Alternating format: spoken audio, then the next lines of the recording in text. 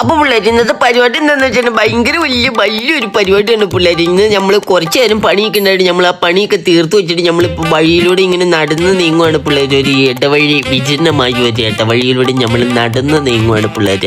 നമ്മുടെ വീടിൻ്റെ അടുത്തുള്ളവർക്കാണെങ്കിൽ ഈ സ്ഥലം മനസ്സിലാവും കേട്ടോ, അല്ലാത്തവർക്ക് സ്ഥലമൊന്നും മനസ്സിലാവില്ല കേട്ടോ പിള്ളേർ. അപ്പോൾ അങ്ങനെ നമ്മൾ നടന്ന് നീങ്ങുന്നത് എങ്ങോട്ടാന്ന് വെച്ചാൽ പിള്ളേർ ഒരു പാടത്തിൻ്റെ വരമ്പിലൂടെയാണ് പിള്ളേർ. പാടത്തിൻ്റെ വരമ്പത്ത് നമ്മൾ ബലിയിടാനുള്ള പരിപാടിയാണ് പിള്ളേർ. ഒരു വലിയൊരു തോടും ഉണ്ട് കേട്ടോ പിള്ളേർ. ആ തോട്ടിലാണ് പിള്ളേർ കുറേ മീൻ കിട്ടുന്നത്.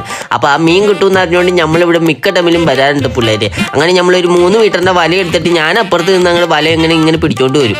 എന്നിട്ട് ഞാൻ പകുതി എത്തുമ്പോഴത്തേക്ക് ആ വല അങ്ങോട്ട് വിട്ട് കളയും. അപ്പോൾ ആ ഒഴുക്കിലൂടെ അങ്ങോട്ട് പോകാൻ നേരത്തെ ഉണ്ടല്ലോ, ആ ഒഴുക്കിലൊക്കെ ബന്ന മീൻ നേരെ അതിട്ട് അങ്ങോട്ട് കയറി പിടിക്കുന്നത്. ബന്ന കണ്ട പിള്ളേർ. നമ്മുടെ നാട്ടിലൊക്കെ ഈ മീനെ പറയുന്നത് പുല്ലെന്നാട്ടോ. ചിലതൊക്കെ പുല്ലെന്ന്, ചില നാട്ടിലൊക്കെ എന്തെങ്കിലുമൊക്കെ പറയാണ്ടിരിക്കൂല്ലേ, എന്തെങ്കിലുമൊക്കെ ഒരു പേര് വേണം. അപ്പം അങ്ങനെ നോക്കിയപ്പോഴത്തേക്ക് പുല്ലനെ കിട്ടിയിട്ടോ പിള്ളേർ. അങ്ങനെ പുല്ലനെ പിടിച്ച് നമ്മൾ നേരെ കവറിലാക്കിയിട്ടോ. പെട കണ്ടോ പിള്ളേരെ, 2 പെടയുടെ കുറവുണ്ട്.